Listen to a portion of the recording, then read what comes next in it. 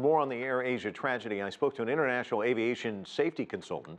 I asked Keith Mackey about some reports that the pilot may have made a successful emergency water landing called ditching before the plane sank. Mackey has a different theory. Well, if the aircraft ditched, it would have been floating on the surface. We would have found emergency slides that are effectively lifeboats deployed. We would find life vests inflated, and I'm sure that if it's successfully ditched, we'd find passengers still alive.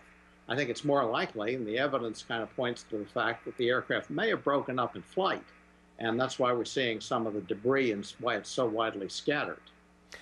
The search for the black boxes. I know you and I had a chance to chat just briefly about the Air France incident. That search took a very long time.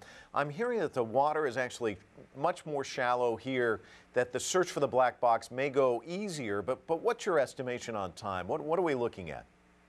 Well, I think it depends on the equipment that they have. Now, those black boxes emit effectively an audio signal called a pinger, and it every few seconds sends out a ping. And if we have a listening device, we can turn the listening device and get the direction from which the noise is coming.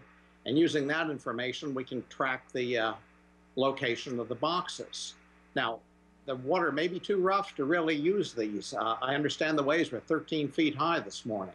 So it could be that we're hampered by weather. The pingers stay alive for some period of time. And as in the Air France case, even though the pingers had to run their batteries out, it took a bit of time, but we eventually found the wreckage, recovered the black boxes, and came up with a determination of what had happened in the Air France case.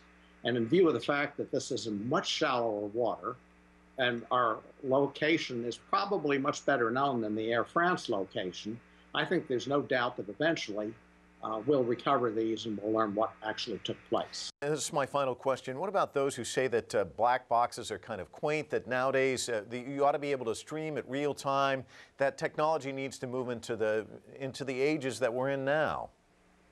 Well, that would certainly be helpful. There's no reason why we couldn't send data streams up to satellites. Apparently, this aircraft did not have satellite equipment for linking to the Inmarsat satellites.